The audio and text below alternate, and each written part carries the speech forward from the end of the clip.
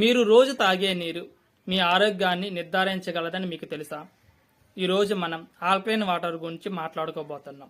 ఇది శరీరాన్ని డిటాక్స్ చేస్తుందా? తినే ఆహారాన్ని నోటలు చేస్తుందా? ఈ వీడియోలో మొత్తం తెలుసుకుందాం. pH స్థాయి అంటే ఏమిటి? శరీరంలోని ద్రవాలకు pH అనే గుణం ఉంటుంది. ఇది 0 నుండి 14 వరకు ఉంటుంది. 7 అంటే తటస్థం, 7 కంటే తక్కువైతే ఆమ్లత, 7 కంటే ఎక్కువైతే ఆల్కలైన్. ఆల్కలైన్ నీరు అంటే తటస్థ నీరు కంటే కొంచెం హై pH గల నీరు. ఆల్కలైన్ వాటర్ ఎలా తయారవుతుంది? ఆల్కలైన్ వాటర్ 2 రకాలుగా తయారవుతుంది.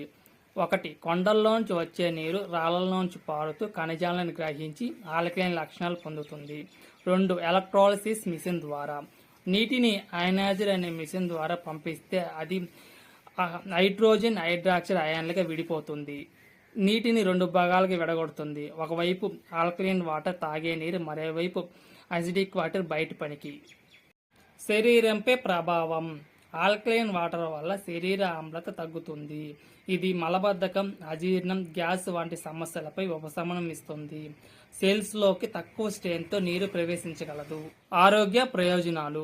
జీర్ణ వ్యవస్థ మెరుగుపడుతుంది, ఇమ్యూనిటీ మెరుగుపడుతుంది, శక్తి స్థాయిలు పెరుగుతాయి, కాల్షియం మెగ్నీషియం పోషణ, ఎముకలు బలపడతాయి, మధుమేహం, బీపీ వంటి సమస్యలపై సహజ మద్దతు, శరీర pH బ్యాలెన్స్ చేస్తుంది, యాంటీ ఆక్సిడెంట్ గుణాలు, వృద్ధాప్య ప్రభావం తగ్గుతుంది. రోజువారీ ఎలా తాగాలి? రోజుకి 2 నుంచి 3 లీటర్లు తాగవచ్చు. ఉదయం ఖాళీ కడుపుతో మొదటి గ్లాస్ తాగాలి.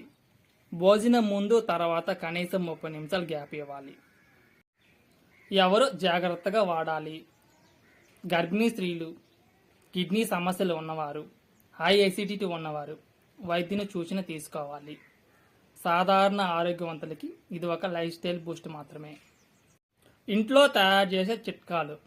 నిమ్మకాయ నీటిలో కలపడం ద్వారా, టోర్మలిన్ స్టోన్ వాడకం ద్వారా, లేదా ఆల్కలైన్ స్టిక్స్ 10 నిమిషాలు నీటిలో ఉంచడం ద్వారా. మితంగా ఉపయోగించాలి. ఎంత మంచినీరైనా ఎక్కువ తాగితే హానికరం.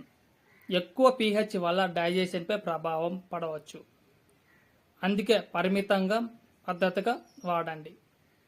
ఆల్కలైన్ వాటర్ ఆరోగ్యానికి సహజ మిత్రుడు. మీరు కూడా ఆల్కలైన్ నీటిని జీవితంలో భాగం చేసుకోండి. ప్రకృతికి దగ్గరగా ఆరోగ్యంగా జీవించండి. ఈ వీడియో మీకు ఉపయోగపడిందా? సబ్స్క్రైబ్ చేయండి, లైక్ చేయండి, షేర్ చేయండి.